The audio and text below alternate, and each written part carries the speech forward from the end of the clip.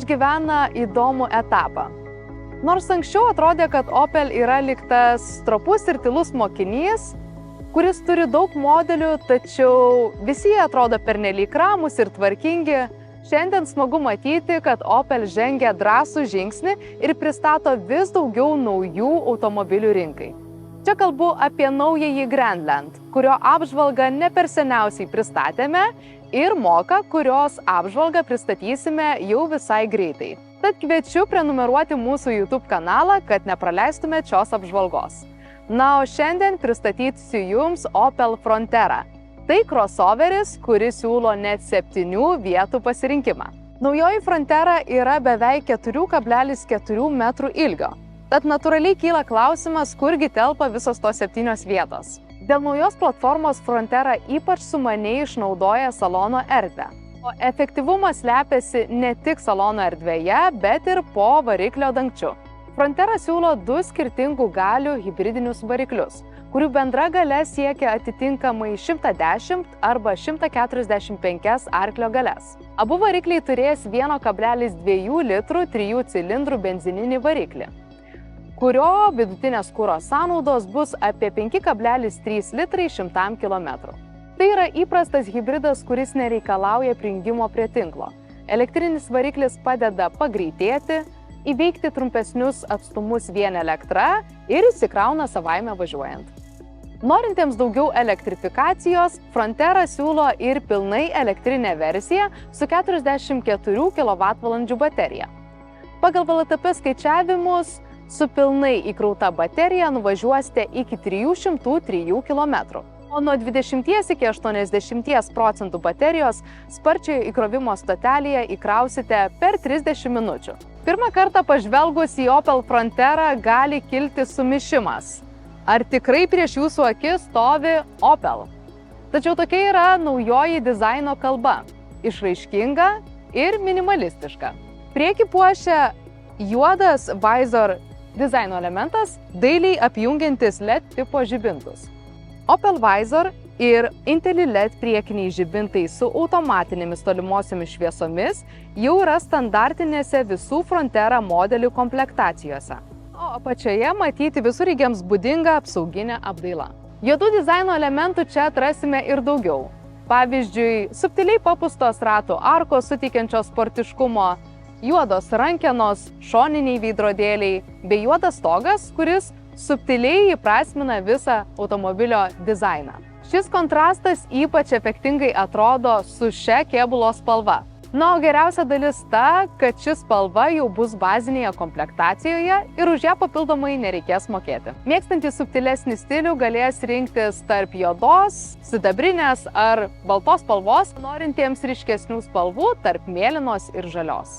Stogas gali būti kėbulos spalvos arba baltos arba juodos spalvos, tad tikrai galima susikurti drąsų vokišką automobilį. Ratlankių pasirinkimas paprastesnis – 16 arba 17 colių. 17 colių ratlankiai suteiks geresnes valdymo savybės, dailiau užpildys ratų arkas bei suteiks geresnį komfortą. Galas pasižymi švara, minimalizmu ir ryškių užrašų. Frontera slepia ne vieną žodį, tad sėdintys kamščiuose vairuotojai galės žaisti žaidimą žodį žodyje. O kiek žodžių matote jūs? Parašykite komentaruose.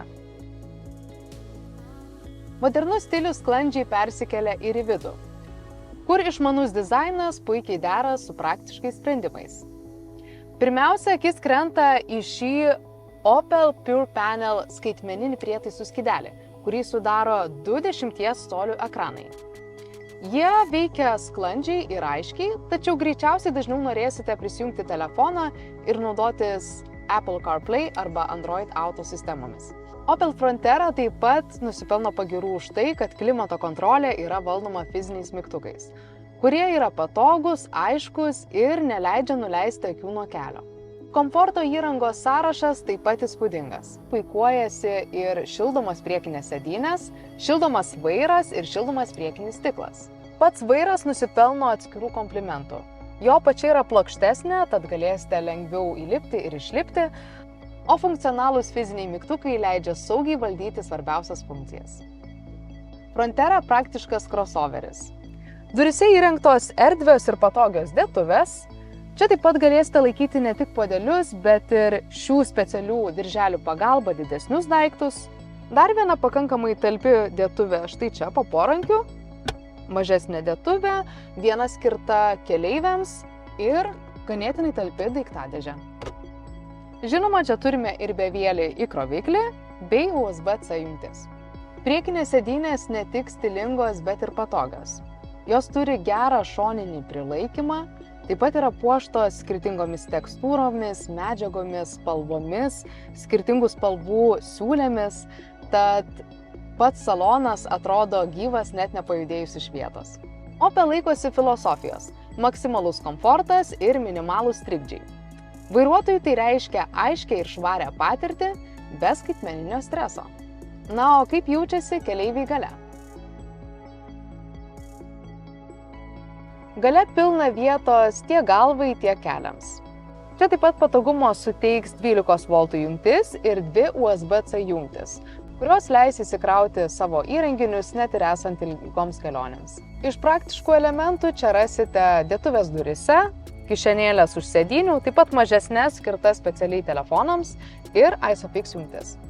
Svarbu paminėti ir pradžioje pristatytą 7 vietų opciją. Frontera siūlo 2 konfigūracijas – 5 arba 7 vietų. Tačiau svarbus niuansas yra tai, kad 7 vietą galėsite pasirinkti tik tai renkantis hibridinį variklį. Frontera pasižymi ir praktišką bei talpę bagažinę. Su pakeltomis sėdynėmis turėsite 460 litrų erdvę. Na, o nulenkus sėdynės atsivers net 1600 litrų erdvė. Standartinėje komplektacijoje turėsite ir 2 grindis. Norintiems dar daugiau universalumo galima užsisakyti funkcionalius stogo bėgelius, kurių keliamoji galia yra virš 200 kg. Tad puikiai tiks stogo bagažinėms ar net stogo palapinėms.